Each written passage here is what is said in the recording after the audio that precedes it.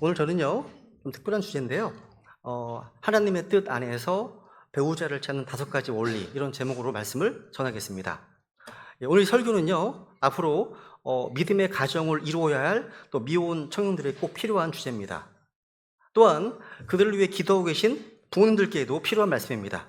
그리고 이미 결혼해서 가정을 이루신 분들에게도 의미 있는 말씀이에요.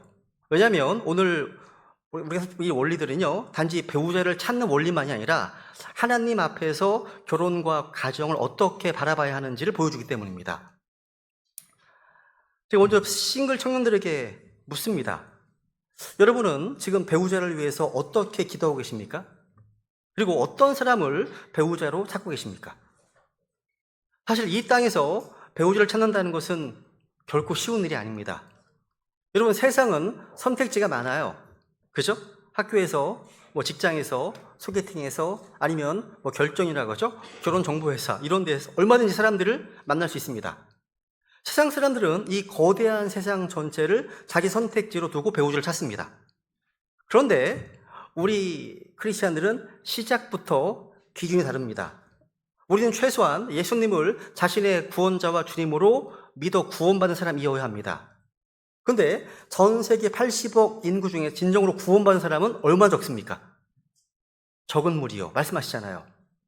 근데 여기서 끝이 아니네요. 바른 복음과 바른 말씀과 바른 교리 가운데 함께 신실하게 바른 교회를 섬길 수 있는 사람을 찾습니다. 다시 말해, 우리는 단순히 좋은 사람을 찾는 게 아니라 주님 안에서 같은 방향을 바라보면서 평생 함께 걸어갈 믿음의 동반자를 찾는 거잖아요. 이렇게 성경의 기준으로 선택지를 좁히고 또 좁히다 보면 우리가 만날 수 있는 어떤 사람의 범위가 아주 작아집니다. 그래서 동침내 교회들의 청년들의 마음속에 이런 유혹이 찾아옵니다. 아니, 교회 안에서 너무 어렵지 않아? 차라리 세상 밖으로 나가면 안 될까? 왜 이렇게 좁은 길을 가야 되지? 이런 고민이 실제 존재하는 겁니다. 저는 오늘 이 현실적인 고민을 한번 피하지 않고 한번 정면으로 다뤄보려고 합니다. 오늘 본문에 보시면요, 누가 현숙한 여인을 발견할 수 있느냐? 그녀의 값은 루비보다 훨씬 더 나가느니라. 하나님께서는요, 누가 현숙한 여인을 발견할 수 있느냐 물으십니다.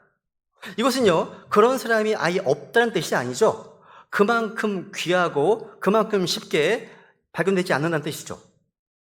진짜 가치 있는 성경적 배우자는 쉽게 눈에 띄는 사람이 아니라는 겁니다. 특히 세상적 기준으로는 잘 보이지 않습니다. 근데 하나님의 안목으로, 하나님의 눈으로 보면 비로소 보이기 시작합니다. 오늘날 신약 교회들에서 신앙생활하는 많은 청년들이요, 배우자를 찾지 못하는 이유를 교회에 사람이 없어서라고 말합니다. 물론 현실적으로 사람이 적은 것은 사실입니다. 근데 그것이 전부일까요? 때로는요, 하나님께서 내 곁에 좋은 만남의 기회를 주시고 신실한 지체를 보내주셔도 내 안에 있는 세상적인 기준과 비현실적인 환상 때문에 그 사람을 알아보지 못할 때가 많습니다. 하나님께서는요, 누가 발견할 수 있느냐라고 하셨습니다. 이건요, 그런 사람이 존재하지 않는다는 말씀이 아니죠. 다만 볼 수 있는 영적인 안목이 없으면 발견하지 못하는 뜻입니다. 우리는 먼저 자신의 눈을 점검해야 됩니다. 우리는요, SNS, 인스타그램 그 필터가 씌어진 눈을 버려야 됩니다. 드라마나 영화가 만들어낸 환상을 내려놔야 됩니다. 세상의 기준에 중독된 눈을 씻고요, 하나님 말씀이라는 그 렌즈를 통해서 사람을 보기 시작해야 됩니다. 그렇다면 성경이 제시하는 아주 현실적이고 지혜로운 배우자 분별법은 뭘까요? 막연히 하나님이 알아서 보내주시겠지 하며 기다리는 것이 아니라 내 생각을 고치고 내 기준을 조정하고 내 삶을 준비시키는 실질적인 원리들을 한번 보려고 하는 겁니다. 5가지인데요. 첫 번째 원리는요, 이겁니다. 내가 만든 이상형의 환상에서 과감히 벗어나라는 겁니다. 따라해 보실까요? 환상에서 벗어나라.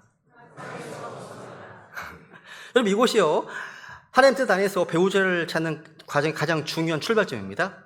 왜냐하면 내 마음속에 가득 찬 이상형이라는 그 환상을 내려놓지 않으면 하나님이 보내주신 그런 사람을 알아보지 못하기 때문입니다. 우리는 흔히요, 미래의 배우자를 생각할 때 마음속에 어떤 그림을 그려놓습니다. 이상형이라고 하죠. 그죠?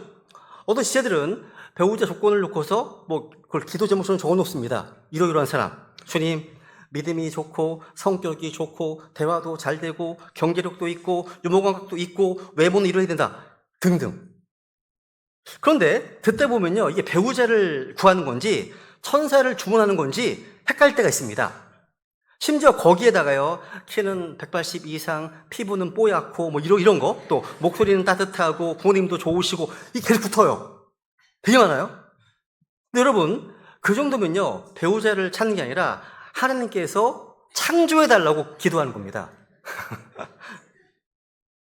문제는요, 그런 사람을 찾는 자신은 어떤 사람이냐는 거예요. 본인은요, 내가 원하는 조건포는 A4지 2장 정도인데 정작 내 준비 상태는 포스트잇 한 장도 안 돼요. 그래서 우리는 이제 먼저 내 눈부터 좀 씻어야 돼요.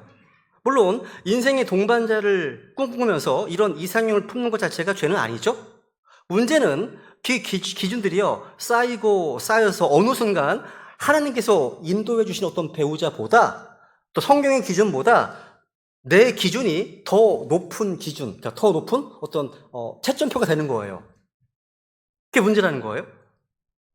한번 생각해 보십시오. 마음속에 이상형이라고 하는 기준들은 어디서 온 거죠? 정말 기도하다가 하나님께 받은 겁니까? 성경을 읽고 묵상하다가 하나님이 세우신 기준입니까? 대부분 아닌 것 같더라고요. 대부분 드라마나 영화나 SNS 같은 세상에서 들어온 거예요. 한번 생각해 보세요. TV나 영화 속 인물들은요, 현실 그대로의 사람들이 아니에요. 수많은 사람 중에 외모가 뛰어난 사람을 뽑고요. 그죠? 그리고 조명과 분장과 편집과 보정으로 만들어낸 이미지예요. 그죠? SNS도 마찬가지예요. SNS를 보면요, 다 행복해 보입니다. 커플 사진도 항상 예뻐요. 카페도 예쁩니다. 음식도 되게 예쁘고요. 또 옆모습도 되게 아름답습니다. 근데 여러분, SNS에 싸운 직후 사진은 잘 안 올라가요. 이런 거 보셨어요? 방금 2시간 전에 싸우고 분위기 되게 좋은 척 하는 중, 이런 거 보신 적 있습니까? 오늘도 성격 차이로 서로 말 안 하는 중, 이런 릴스는 잘 안 올라옵니다. 그러니까 여러분, SNS는요, 인생 전체가 아닙니다. 인생의 하이라이트 1초예요. 그러니까 그 1초를 보고서 내 평생의 기준을 세우면 안 되겠죠? 요즘 이제 우리나라의 결혼정보회사들이요, 사람을 어떻게 평가하는지 아십니까? 학벌, 직업, 부모의 재산, 외모, 키, 연봉, 집안 배경까지 수치화해서 A등급부터 F등급까지 등급을 매긴다고 해요. 세상은 이것을요, 합리적인 매칭이다라고 부릅니다. 근데 성경적으로 보면 이것은 사람을요, 하나님의 형상대로 지음받은 인격으로 보는 게 아니라 상품처럼 비교 평가하는 겁니다. 베드로시장에 나와 거짓된 이제 그 특징 얘기하죠. 사람들을 상품 취급한다고요. 그럼 나중에 이런 기준이 교회 안으로 들어오면 어떻게 될까요?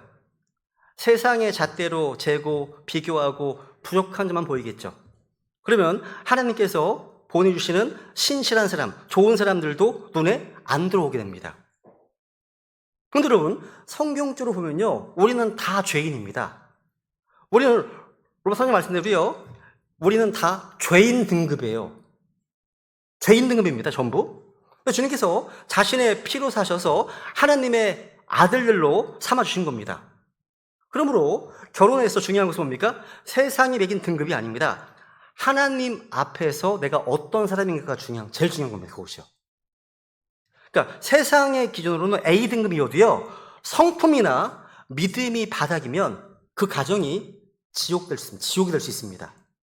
그런데 세상의 기준으로는요, 부족해 보이고 뭔가 평범해 보여도 주님을 두려워하는 사람이라면 루비보다 더 귀할 수 있습니다.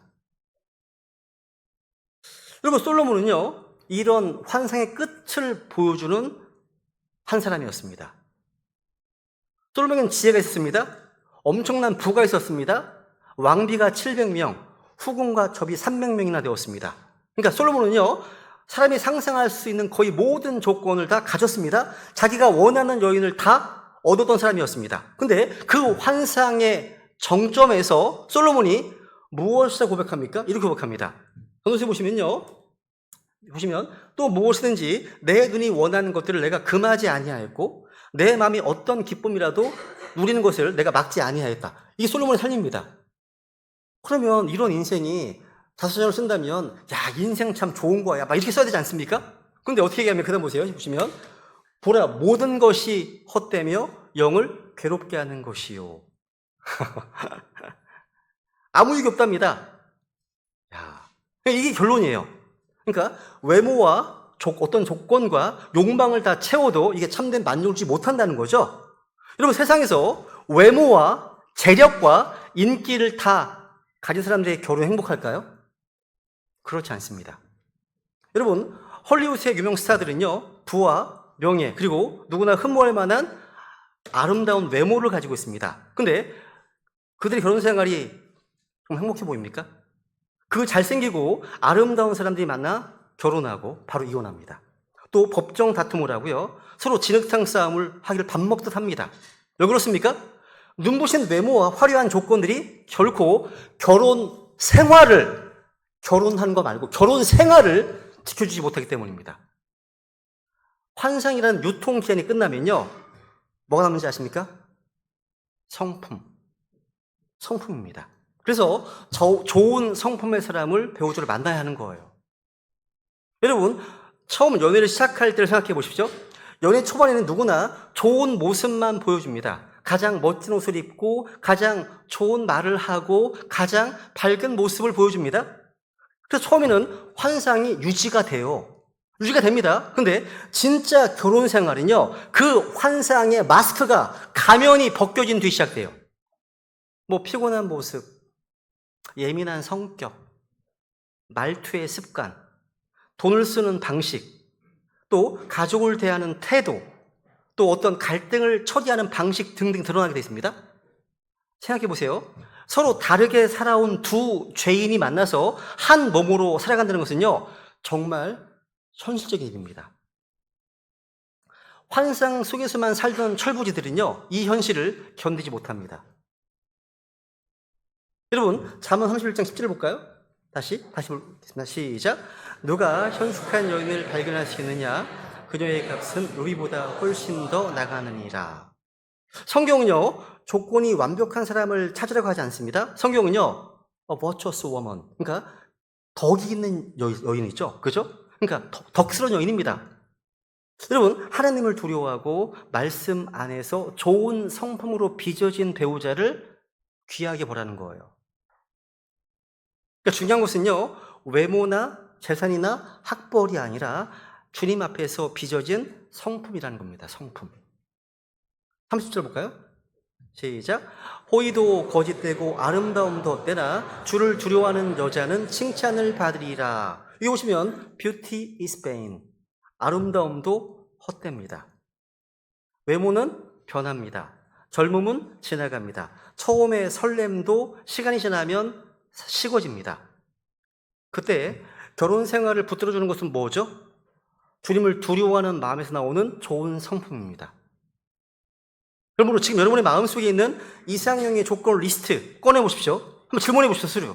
이 기준은 하나님께서 주신 것인가, 아니면 세상이 심어준 것인가? 또 나는 지금 성품을 보고 있는가, 아니면 조건을 보고 있는가? 나는 하나님을 두려워하는 사람을 찾고 있는가, 아니면 내 프라이드를 만족시켜줄 사람을 찾고 있는가? 여러분, 환상을 버리십시오. 이 말은요, 아무 기준 없이 아무나 만나는 뜻이 아닙니다. 오히려 반대예요. 세상이 만든 가짜 기준을 버리고 하나님께서 보여주신 바른 기준으로 보라는 뜻이에요. 하나님의 안목으로 사람을 보라는 겁니다. 외적인 조건보다 주님을 두려워하는 마음을 보라는 겁니다.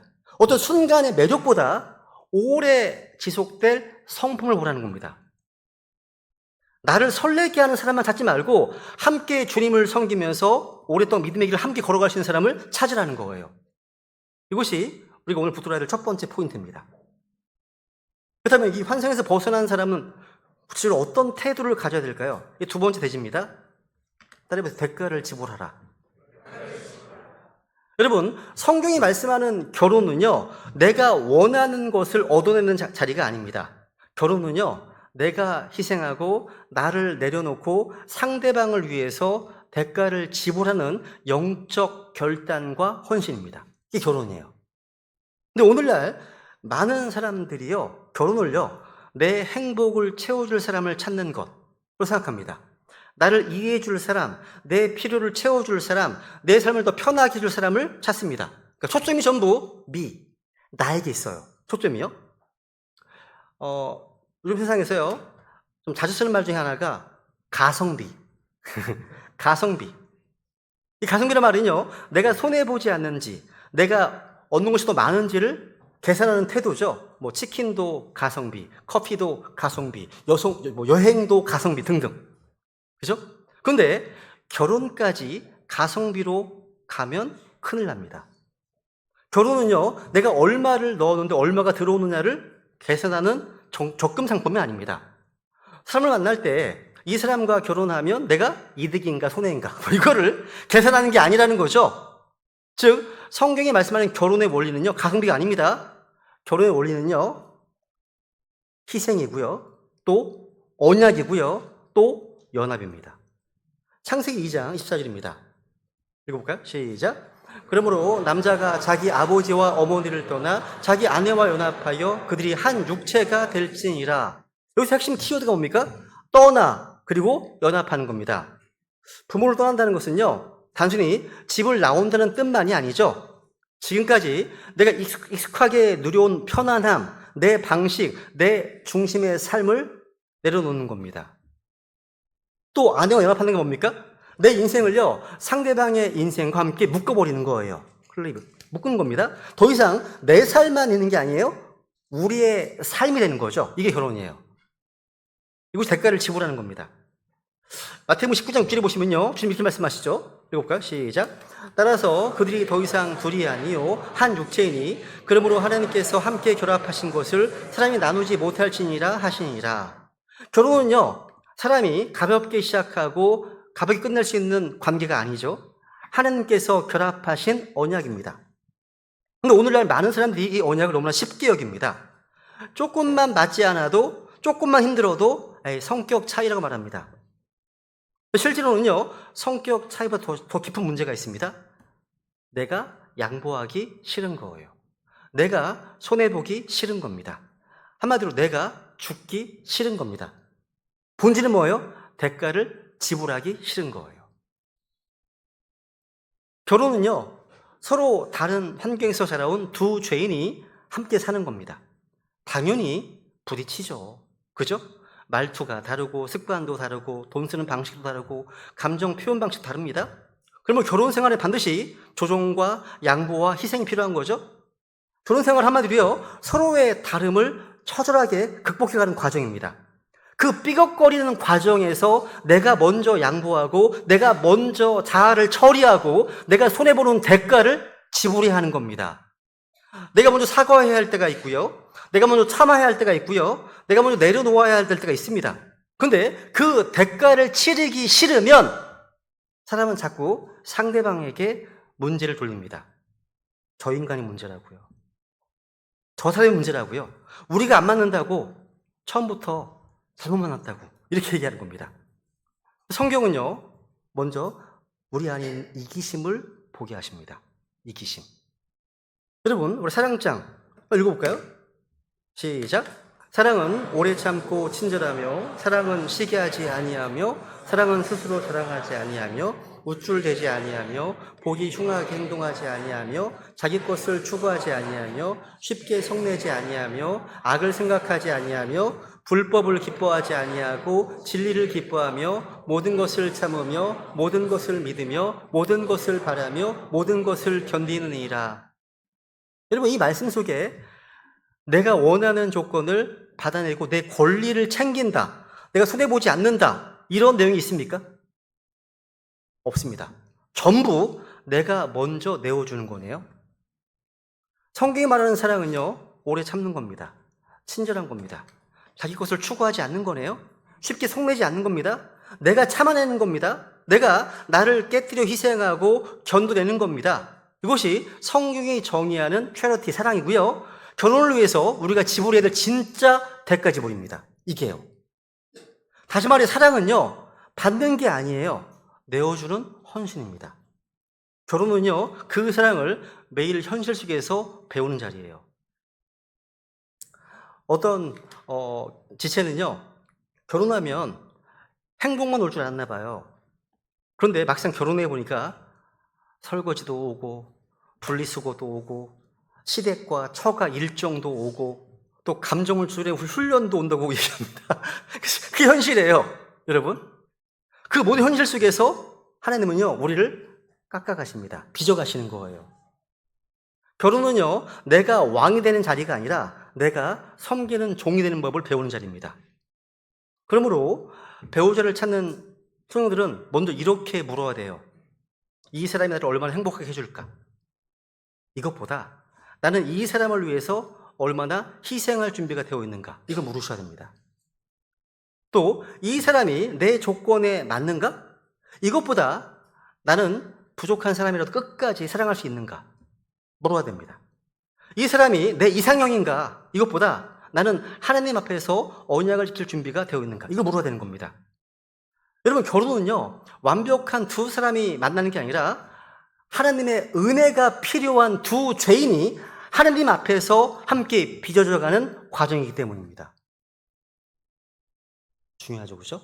이제 세 번째 대지로 가겠습니다. 이제부터 좀 더 실질적이 됩니다. 스스로 매력 있는 사람이 되십시오. 읽어볼까요? 시작. 한번 생각해 보세요. 여러분이요, 좋은 배우자를 찾고 있듯이 상대방도 똑같이 좋은 배우자를 찾고 있습니다. 내가 상대방의 외모와 성품과 믿음과 어떤 태도를 보듯이 상대방도 내 외모와 성품과 믿음과 태도를 본다는 거죠. 그런데 많은 청년들이요, 이 단순한 사실을 잊어버립니다. 하나님께서 좋은 사람을 보내주시기만을 기다리면서 정작 내가 누군가에게 좋은 배우자가 될 준비를 소홀히 한다는 거죠. 잠언 11장에 보시면 이런 말씀이 있습니다. 되게 재미있는 표현인데요. 읽어볼까요? 시작. 아름다운 여자가 분별이 없는 것은요, 돼지코의 금보석 같으니라. 제가 그림을 준비하다가 너무 웃겨가지고 뺐습니다. 여러분, 하나님의 평가는 분명합니다. 겉모습, 아름다움. 겉모습이 아무리 아름다워도요, 내면에 영적 분별력이 없고 성품이 바닥이라면 그것은 돼지 코에 금보석을 단 것과 같다는 거예요. 다시 말해 성경은요, 외적인 매력만 말하지 않습니다. 내적인 분별력과 성품이 없는 외적인 아름다움은 어울리지 않는다 말씀하시는 거예요. 여러분, 오해하지 마세요. 외모를 단정하게 가꾸는 것은 필요해요. 근데 영원히 썩지 않을 내면을 가꾸는 것은 훨씬 더 중요합니다. 베드로서 3장에 볼까요? 3장 읽어볼게요. 시작. 너희는 머리를 깎고 금으로 치장하거나 마음에 감추어진 사람으로 단장하라. 그것은 하나님의 눈앞에서 지극히 값진 것이요 썩지 아니한 것이니 즉 온유하고 조용한 영의 장식이니라. 여기서 말하는 게 뭐죠? 외모를 아예 꾸미지 말라고 하는 금욕주를 가르치는 겁니까? 아닙니다. 베드로는요, 외모를 가꾸지 말라는 말이 아닙니다. 눈에 보이는 외적인 단장보다 마음에 감춰진 사람을 먼저 단장하라는 거예요. 온유하고 조용한 영의 어떤 장식, 이것이 주님 보시기에 가장 지극히 값진 것이라고 말씀하십니다. 그런데 여러분, 하나님 보시기에 지극히 값진 것은요, 사람이 보기에도 값져 보입니다. 그렇다면 구체적으로 어떻게 자신을 매력 있게 준비해야 할까요? 몇 가지 지침을 드리겠습니다. 첫 번째, 우선 외적으로 자신을 단정하게 가꾸십시오. 이건 여러분 세상의 어떤 사치나 유행을 따라가는 말이 아닙니다. 성형을 하거나 명품을 휘두르라는 말이 아닙니다. 기본에 충실하라는 말이에요. 여러분, 외모에 집착하는 것도 문제입니다. 하지만 외모에 전혀 신경 쓰지 않는 것도 문제예요. 어떤 시대들은 목사님, 저는 중심이 중요하다고 생각합니다. 맞습니다. 하나님은 중심을 모십니다. 그런데 사람은요, 냄새도 맡습니다. 하나님은 마음을 보시지만 상대방은요, 머리도 보고 드레스 코드도 보고요, 또 외모도 봅니다. 양말도 봐요. 또 가방도 봅니다. 신발도 봅니다. 다 봐요. 그러니까 머리를 깔끔하게 정리하고 옷을 단정하고 깨끗하게 입으시라는 거예요. 만약 저처럼 패션 감각이 전혀 없다면 옷 가게에 가서는 그렇게 했거든요. 마네킹을 샀어요. 그냥 마네킹 자체를 그냥. 이거 알려주세요. 그렇게 다녔어요. 그러면 되는 겁니다. 그리고 몸에서요, 뭔가 은혜로운 향기까지는 아니더라도요, 최소한 시험 드는 냄새는 나지 않게 해야 됩니다, 진짜. 제가 얘기를 못할 때가 있어요, 진짜. 이건 기본 에티켓이죠. 그리고 여러분, 하나님이 주신 이 소중한 몸을요, 적절한 운동과 올바른 식단으로 건강하게 관리하십시오. 왜 그렇습니까? 여러분, 우리가 바이블 빌리버라고 해서 외모를 아무렇게나 하고 다녀도 된다는 생각은요, 그건 경건이 아닙니다. 게으름이죠. 게으름이죠, 여러분. 하나님 주신 몸을 잘 관리하는 것은 오히려 하나님을 존중하는 겁니다. 왜냐하면, 보세요. 읽어볼까요? 시작. 무슨 말이냐? 너희 몸이 너희 안에 계시는 성령님의 전인 줄을 너희가 알지 못하느냐? 너희가 그분을 하나님에게서 받았고 또 그는 너희 자신의 것이 아니니. 그 다음, 주께서 값을 치르고 너희를 사셨느니라. 그러므로 하나님의 것인 너희 몸과 너희 영으로 하나님께 영광을 돌리라. 우리 몸은 성령의 전이네요. 여러분, 성전 건물이 무너지든 말든 이 성전 외벽에 곰팡이가 피든 말든 내버려둔다면 이게 하나님께 영광 돌리겠습니까? 잘 관리해야죠. 그죠? 그러니까 몸을 청결하게 관리하고 건강 관리하는 것은요, 나를 피로 사신 하나님을 존중하는 태도라는 겁니다. 그러니까 외모에 과도하게 집착하는 것도 문제지만 전혀 신경 쓰지 않는 것도 문제라는 겁니다. 균형이 필요하겠죠. 두 번째, 영적으로 성장하십시오. 이건 구원받은 청년들이 가질 수 있는 가장 강력한 매력입니다. 하나님 말씀을 사랑하고 또 모이기를 힘쓰고 기도와 교제의 자리를 지키고 교회의 꾸준히 일을 신실하게 섬기는 지체들은 눈에 띕니다. 눈에 띄어요. 그런 지체들이 눈에 들어와요. 그죠? 시편을 빌어보시면 이런 말씀이 있죠? 그죠? 그는 물 있는 강가에 심은 나무 곧 제철에 열매 맺는 나무 같다 말씀하십니다. 여러분, 하나님 말씀에 뿌리를 내리고 제철에 열매를 맺는 사람이 되라는 겁니다. 그런 사람 반드시 빛이 납니다. 그런 사람 반드시요, 누가 바로 데려갑니다. 제가요, 눈에 띄거든요, 금방. 디모데후서 4장에 볼까요, 4장? 너는 말과 행실과 사랑과 영과 믿음과 순결 면에서 믿는 자들의 본이 되라. 이런 사람은요, 반드시 드러나게 되어 있습니다. 외모가 뛰어나지 않더라도요, 말이 따뜻하고 행실이 바르고 진실된 믿음이 있는 사람은 빛이 나기 때문입니다. 세 번째, 따뜻하고요, 좀 성숙한 대화 능력을 키우십시오. 아무리 외모가 단정하고 성경 지식이 많아도요, 말할 때마다 자기 자랑만 하거나 상대를 가르치려 들고 정죄하는 태도를 보이면 사람은 가까이 오지 않습니다. 대화는요, 내 지식을 과시하는 시간이 아닙니다. 상대방을 배려하고 편안하게 해주고 마음을 열어주는 통로가 돼야 하거든요. 그죠? 잠언 25장 11절 볼까요? 시작. 적절히 한 말은 은 그림들에 있는 금사가들 같으니라. 적절히 한 말, 이건 큰 매력입니다. 적절한 때에 적절한 말을 할 줄 아는 사람, 상대의 말을 잘 들어주는 사람, 분위기를 편안하게 해주는 사람, 그런 사람 곁에는요, 사람이 모입니다. 이건 타고나는 것만이 아니에요. 연습하고 훈련하면 누구나 발전할 수 있습니다. 어떻게 연습하죠? 교회 안에서요, 다양한 연령의 성도님들과 대화하십시오. 어른들과도 대화하시고 어린 치들과도 이야기하십시오. 책도 많이 읽고 생각의 폭을 넓히십시오. 그럼 자연스럽게 대화의 폭도 넓어지거든요. 네 번째, 건강한 유머와 자연스러움을 갖추십시오. 간혹 바이블 빌리버처럼 청년들 중에는요, 거룩을 오해해가지고 항상 장례식장에 온 사람처럼 딱딱하고 뭔가 어둡고 어색하게 앉아있는 사람들이 있어요. 청년들이요.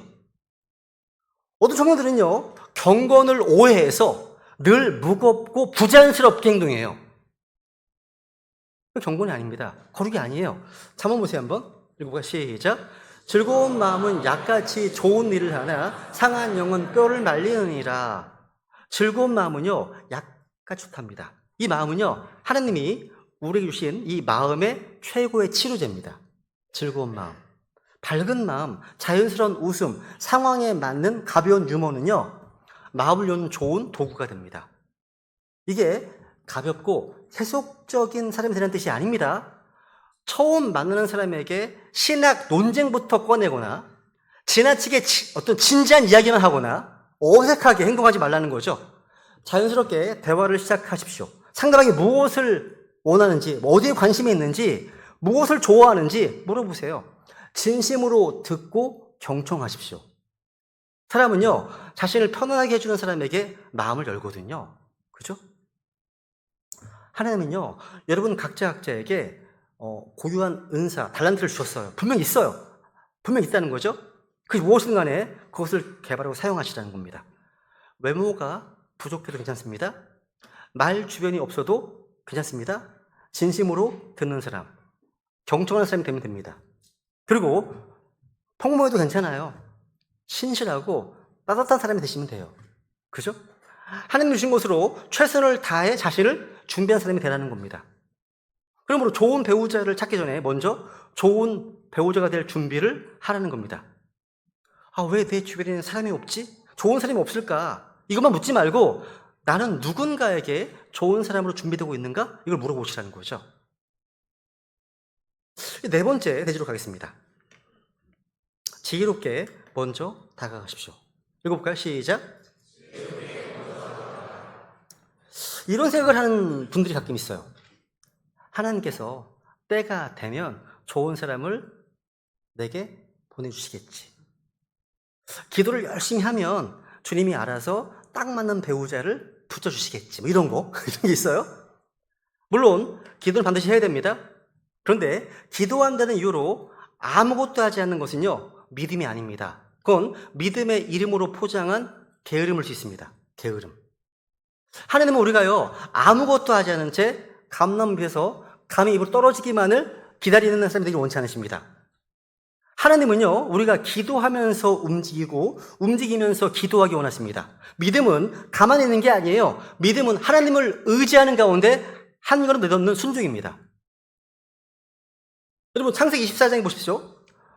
성경에서 가장 아름다운 결혼 이야기가 등장하죠. 바로 이삭과 리브가의 만남이 나옵니다. 아브라함이 이삭의 아내를 위해서 뭘 했죠? 늙은 종을 불러서 이렇게 말했습니다.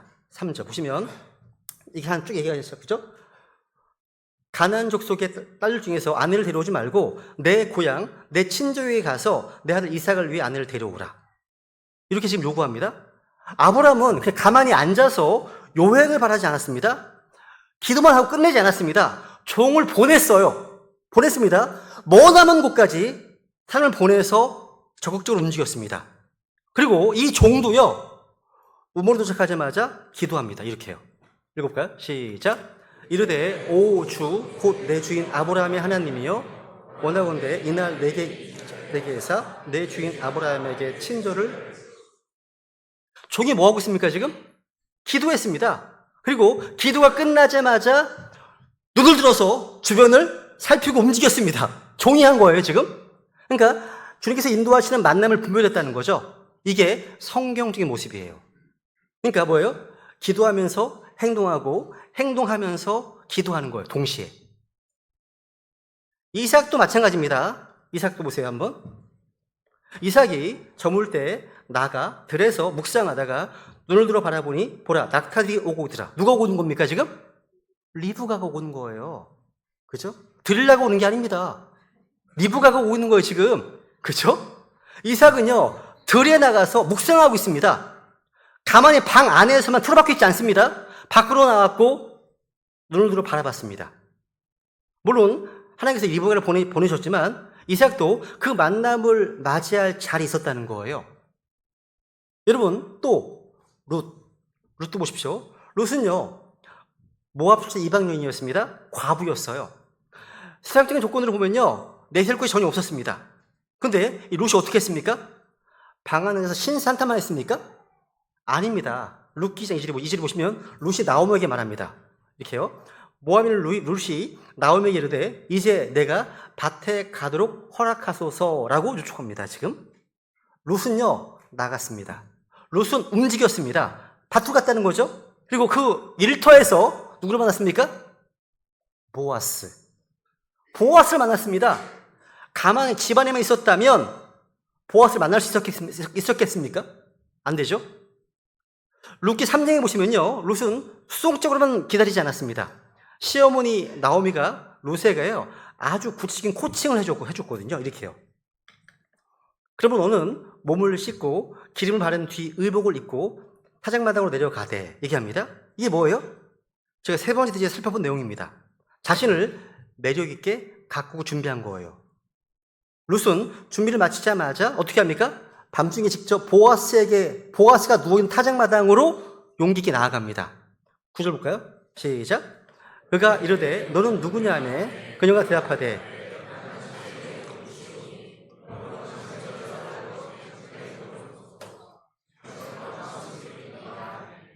이거 오해하지 마세요.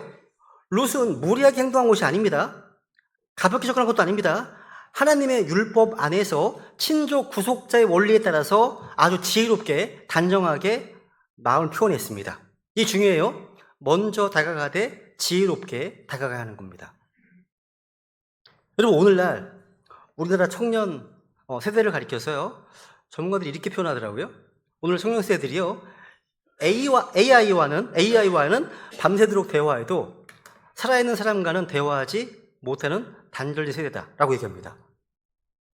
사람에게 상처받기 싫어서 마음은 꽁꽁 닫아두고 온라인에서 DM만 보내면서 자만추라는 그럴싸한 말 뒤에 숨어서 감이 떨어지기만을 기다린다고 합니다. 자만추가 뭐냐면 자연스러운 만남 추구라고 하더라고요. 그런데 자만추는 사실 이런 겁니다. 자리에만 앉아있으면 만나지겠지 추구. 그러니까 아무 데도 안 가고 아무 말도 안 하고 아무 관심도 표현하지 않으면서 자연스럽게 만나고 싶어요 라고 하는 겁니다. 여러분, 룻이 집에만 있었으면 보아스를 만났겠습니까? 여러분, 야곱이요 우물가에 안 나갔다면 라헬을 만났겠습니까? 자연스러운 만남 뒤요 일단 사람이 있는 곳에 가야 일어나는 겁니다. 방 안에서는요 자연스럽게 만나는 것이 아니라 자연스럽게 늙어가는 거죠. 잠언 18장 22절 시작. 누구든지 아내를 얻는 자는 좋은 것을 얻고 주의 호의를 얻느니라. 여기서 중요한 표현은요 이 얻는다는 표현입니다. 얻는다. 영어로는 이제 find라는 단어입니다. find. 찾는 자입니다. 가만히 앉아있는데 배우자가 내 집 문 앞까지 배달되는 게 아니죠. 눈을 들어보고 발을 움직여 찾고 지혜롭게 다가가는 사람이 기회를 붙잡을 수 있습니다. 그러면 이제 구체적으로 어떻게 다가가야 될까요? 무작정 용감하게만 된다고 해서 되는 거 아닙니다. 지혜가 없는 성급함은 오히려 관계를 망칠 수 있거든요. 잠언 말씀하시죠, 그죠? 지혜는 으뜸 가는 것이니 그러므로 지혜를 얻으라 말씀하십니다. 그러니까 다가가기 위해서는요 지혜가 필요합니다. 순서가 필요한 거죠. 첫 번째 단계는 뭐냐? 자연스럽고 그냥 따뜻한 대화입니다. 처음부터 어떤 교리 논쟁으로 시작하지 마십시오. 처음부터 가르치려고 하지 마세요. 먼저 상대방에 대한 관심을 가지십시오. 어떤 음식을 좋아하는지, 무슨 일을 하고 있는지, 어떤 부분에 기도 제목이 뭔지 그냥 물어보시라는 거죠. 그러니까 진심으로 관심을 가지고 다정하게 들어주는 것부터 시작하시라는 거죠. 두 번째 단계는 뭐냐면 이제 우정의 단계입니다. 이런 대화가 쌓이다 보면요 우정의 관계가 형성됩니다. 그 우정의 기간을 통과하면서 비로소 상대방의 말투나 성품이나 배려심이나 책임감이나 믿음의 태도가 드러나거든요. 보이거든요. 사람은요 짧은 순간의 인상보다 반복되는 태도 속에서 더 정확히 드러나거든요. 그죠? 그 다음 이제 친밀한 영적인 친밀감입니다. 우정이 깊어지고 신뢰가 생기면 이제 믿음의 대화가 가능해집니다. 또 가치관과 세계관, 가정과 교회에 대한 믿음, 신앙의 방향을 나눌 수가 있습니다. 이때 비로소 이성적인 감정도 잘할 수 있습니다. 이때. 여러분, 이것이 사람의 마음을 얻는 자연스럽고 지혜로운 순서예요. 대화, 우정, 신뢰, 그리고 영적 친밀감이라는 거예요. 그리고 하나 오해하지 마세요. 먼저 다가간다는 것, 관심을 표현한다는 것은요, 결코 형제들만의 역할이 아니에요. 성경은요, 룻이 먼저 보아스에게 다가갔죠. 그죠? 여자가 먼저 다가간 겁니다. 그러니까 자매님들이 먼저 관심을 표현할 수 있죠. 먼저 밝게 인사하고 안부를 묻고 대화의 기회를 만들 수 있습니다.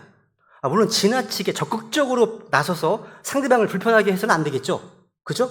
그런데 따뜻한 관심을 표현하는 것, 먼저 따뜻한 안부를 묻는 것, 먼저 밝게 웃어주는 것, 누구나 보일 수 있습니다. 그죠? 또 이런 분들이 있더라고요. 저는 너무 내성적이어서, 너무 소심해서요, 먼저 다가가는 것이 어렵습니다. 물론 쉽지 않죠. 용기는요, 두렵지 않은 게 아닙니다. 두렵지만 하나님을 의지하고 하늘로 내딛는 거예요. 룻도 두려웠을 거예요. 이방 여인으로 보아스에 나가간다는 것이 얼마나 두렵겠습니까? 그죠? 아브라함의 종도요, 먼 길을 나서면서 얼마나 걱정이 됐겠습니까? 하지만 이들은 하나님을 신뢰하면서 움직였습니다. 우리도 마찬가지예요. 읽어볼까요? 시작. 나를 강하게 하시는 그리스도를 통해 내가 모든 것을 할 수 있느니라. 그리스도를 통해서 먼저 다가갈 수 있습니다. 먼저 웃을 수 있습니다. 먼저 관심을 표현할 수 있다는 거죠. 그죠? 마지막 다섯 번째입니다. 다섯 번째, 성도들이 몸에 적극적으로 참석하십시오. 여러분, 우리와 동일한 믿음의 바이블 빌리버들을 만나고 싶으십니까? 그렇다면 답은 심플해요. 바이블 빌리버가 있는 곳으로 가면 돼요. 너무 당연하죠? 당연한데 놀랍게도 많은 사람들이요, 이 단순한 원리를 실천하지 않습니다. 교회의 공식 모임이나 또 교제 모임에 신실하지 않으면서 하나님 좋은 배우자를 보내주세요라고 기도합니다. 잘하시는 말씀 읽어볼까요? 넘어갈까요? 시작. 어떤 사람들의 습관과 같이 우리의 함께 모이는 일을 폐하지 말고 서로 권면하되 그날이 다가옴을 너희가 볼수록 더욱더 그리하자. 이 말씀은 원래 배우자를 찾으라고 주신 말씀이 아니죠. 그죠? 성도의 교제와 신앙 성장을 위한 말씀입니다. 근데 여기에 따라오는 것들이 있어요. 모이는 곳에 사람이 있습니다. 모이는 곳에 만남과 교제가 있습니다. 믿음의 사람들이 모이는 그런 자리에 믿음의 관계가 자라거든요. 여러분, 성경을 보십시오. 여러분, 이삭은 리브가를 어디서 만났습니까? 들에서 만났습니다. 룻은 보아스 어디서 만났습니까? 보아스의 밭에서 일하는 현장에서 만났습니다. 야곱은 라헬을 어디서 만났습니까? 우물가에서 만났습니다. 모든 사람이 다 움직이고 있습니다. 일하고 있습니다. 그죠? 교제한 자리였습니다. 창세기 29장 볼게요. 29장 10절 시작. 야곱이 자기 외삼촌 라반의 딸 라헬과 자기 외삼촌 라반의 양들을 보고는 가까이 가서 우물 입구에서 돌을 굴려 옮기고 자기 외삼촌 라반의 양떼에게 물을 먹이며. 야곱이요, 라헬과 양떼를 보고 가만히 서서 구경만 하지 않았습니다. 우물 입구에 돌을 굴려서 옮기고 양떼에게 물을 먹었습니다. 그러니까 야곱은요, 가만히 서서 구경만 하지 않았습니다. 먼저 섬겼습니다. 먼저 도왔어요. 먼저 행동했습니다. 이게 라헬의 마음을 움직였습니다. 만남은 종종 그런 자리에서 열려요. 내가 사람들 속으로 들어가서 섬김의 자리로 들어가서 믿음의 무리 안에 있을 때 그런 기회를 주신다는 거예요. 하나님께서. 아모스 3장 3절. 두 사람이 합의하지 않았는데 함께 걸을 수 있느냐. 결혼의 중요한 원리를 보여주죠. 두 사람이 함께 걸으려면 agree, 합의해야 됩니다. 뜻이 같아야 됩니다. 같은 방향을 바라봐야 됩니다. 같은 가치관을 가져야 되겠죠. 같은 하나님을 섬기고 같은 믿음의 길을 이제 걸어야 되겠죠. 그럼 그런 사람은 어디서 있겠습니까? 같은 방향을 바라보는 사람들이 모이는 곳, 바로 바른 교회들, 또 바른 교회, 또 성도들의 모임에서 찾아야 되는 겁니다. 그래서 반드시 경고해야 될 말씀이 하나 있습니다. 시작. 너희는 믿지 않는 자들과 공평하지 않게 멍에를 같이 맬라. 의가 불의와 무슨 사귐을 갖겠느냐? 빛이 어둠과 무슨 친교를 나누겠느냐? 야, 이거 아주 분명한 하나님 말씀이죠? 믿지 않는 사람과 결혼하지 마십시오. 이건 저의 개인 의견이 아닙니다. 하나님의 명령입니다. 사귀면서 전도하면 되지 않을까요? 이건 아주 위험한 생각입니다. 전도해서 결혼하겠다는 생각은요, 사탄이 파놓은 달콤한 함정일 수 있습니다. 아무리 그 사람이 좋아 보여도, 아무리 그 사람이 매력적이라도요, 아무리 성격이 좋아 보여도 구원받지 않은 사람과 결혼하는 것은 하나님 뜻이 아니죠. 하나님이 이 명령을 왜 주셨을까요? 그러한 결혼의 비참한 끝을 아시기 때문입니다. 하나님은요, 그 결혼이 어떻게 될지 이미 알고 계십니다. 빛과 어둠이 한 멍이를 함께 맬 때 그 찾아올 영적인 고통과 그런 분열을 아시기 때문입니다. 하나님은 우리를 괴롭게 하시려고 금하신 게 아니라 우리를 보호하시려고 경고하신 겁니다. 여기서 청년들이 겪는 고민 하나 있습니다. 목사님, 저도 같은 믿음, 바이블 빌리버를 찾고 싶습니다. 그런데 대한민국에서 독립침례 교회 청년들이 얼마나 된다고, 어디서 만나라고 말씀하시는 겁니까? 현실적인 고민입니다. 저도 그 어려움을 압니다. 제가 실질적인 대안을 드립니다. 처음부터 모든 교리와 모든 기준이 완벽하게 일치하는 사람만 기대하지 마십시오. 중요한 것은 뭐냐면 반드시 구원받은 사람 이어야 한다는 겁니다. 구원받은 그리스도인이라면 바른 말씀 안에서 함께 배우고 성장할 수 있습니다. 이게 중요한 포인트예요. 한번 룻을 생각해 보세요.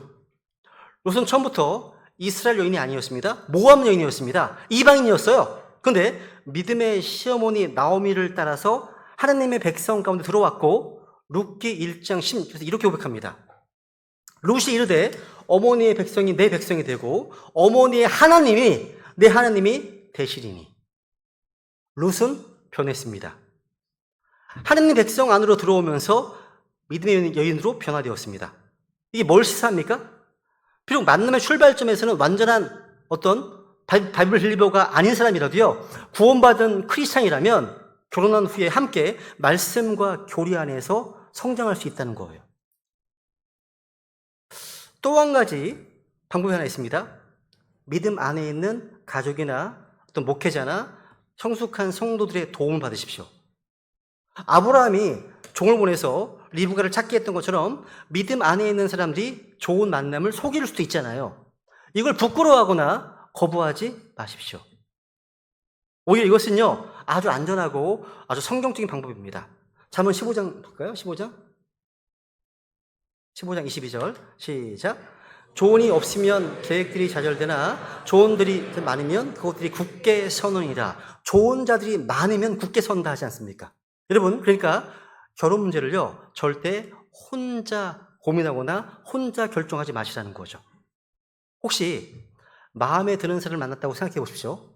외모도 괜찮고 성품도 좋아 보이고 신앙도 있어 보여요. 대화도 잘 통합니다. 그럼 마음속에서 이 사람이 맞는 것 같아. 하나님이 보내주신 것 같아. 라고 생각합니다. 성경은 이렇게 말씀합니다. 보세요 한번. 시작. 내 마음을 다하여 주를 신뢰하고 너 자신의 명철을 의지하지 말라. 내 모든 길에서 그분을 인정하라. 그분께서 내 행로들을 지도하시리라. 여러분, 너 자신의 명철을 의지하지 말라. 이 핵심이에요. 내 판단을 내려놓고 모든 행로에서 하나님을 인정하라고 하나님을 구하라는 거죠. 잠언 11장 보시면 좋은 자들이 많으면 뭐가 있습니까? 안전이 있느니라. 마지막 구절입니다. 안전한 있느니라. 여러분, 결혼이라는 중대한 결정을 내릴 때 목회자나 아니면 영적으로 성숙한 성도들에게 조언을 듣고 의견을 들으시라는 거죠. 의견을. 왜 그렇게 해야 됩니까? 지금 사랑에 눈이 먼 당사자의 눈에는요, 천사처럼 완벽하게 보이는 상대방이 바깥에서 보는 사람의 눈에는 좀 다르게 보일 수 있기 때문입니다. 다를 수가 있어요. 제가 보기에는 아닌 것 같은 데가 있어요. 그럴 수 있습니다. 왜 그렇습니까? 사랑에 빠진 사람의 눈은요, 객관적이지 않기 때문이에요. 아시다시피 사랑에 빠지면 어떻게 됩니까? 상대방의 단점이 안 보여요. 단점이 보인다 하더라도요, 괜찮아요. 나중에 변할 거예요. 합리화합니다. 그냥. 주변 사람들이 걱정을 해도 그 사람 몰라서 그렇습니다. 라고 무시합니다. 이것이 바로요, 감정에 지배당한 상태예요. 그리고 그 상태에서 내린 결정이 얼마나 위험한지는 수많은 무너진 가정들이 증명하고 있습니다. 그래서 하나님이 교회를 주셨습니다. 그래서 누군가 여러분의 결혼에 대해서 우려를 표현할 때 그것을 가볍게 듣지 마십시오. 그건 간섭이 아닙니다. 여러분을 위한 사랑입니다. 그것은요. 그리고 여러분이요, 사귀는 사람에 대해서 결혼을 결심하기 전에 조언을 들으십시오. 그 조언을 진작에 받아들이시라는 거죠. 충분한 시간을 가지시라는 겁니다. 너무 빠른 결정은 금물입니다. 상대방의 삶의 열매를 충분히 확인한 후에 결정하라는 겁니다. 뜻지 않습니다. 이제 말씀 마무리하겠습니다. 오늘 우리는요, 하나님의 뜻 안에서 배우자를 찾는 5가지 원리를 살펴봤습니다. 첫째 뭡니까? 시작! 환상에서 벗어나라. 둘째, 대가를 지불하라. 셋째, 스스로 매력 있는 사람이 되라. 넷째, 지혜롭게 먼저 다가가라. 5번째, 참석하라. 결혼은요, 하나님 앞에서 어떤 한 사람과 언약을 맺고 함께 주님을 섬기고 서로를 통해서 더 거룩하게 빚어져가는 자리입니다. 그러므로 청년 여러분, 오늘부터 기도의 내용을 바꾸십시오. 주님, 좋은 사람을 보내주옵소서 라고만 기도하지 말고, 주님, 제가 좋은 배우자가 될 수 있게 해주십시오 라고 기도하십시오. 주님, 제 이상형을 만나게 해주세요 기도하지 말고, 제 눈을 열어서 주님께서 귀하게 보시는 사람을 보게 해주십시오 라고 기도하십시오. 부모님들도요, 자녀를 위해 기도하실 때 세상적인 조건보다 믿음과 성품을 위해서 기도하십시오. 우리 자녀들이 외모와 조건에 속지 않고 주를 주로 하는 사람, 그 사람들을 귀하게 볼 수 있도록 기도해달라는 거죠. 그죠? 이미 결혼한 성도님들은요, 오늘 말씀 앞에서 나는 지금까지 받으려고만 했는가, 아니면 대가를 지불하며 섬기고 있었는가 돌아보면 좋겠습니다. 우리 이 시간 우리 배단이 형님들에게 믿음의 만남을 허락해 주시고 우리 가정들을 말씀 위에 세워주시며 우리 교회 안에 주님을 두려워하는 복된 가정들이 세워져 갈 수 있도록 우리 이 시간 주님 앞에 은혜를 구하겠습니다. 같이 기도하겠습니다.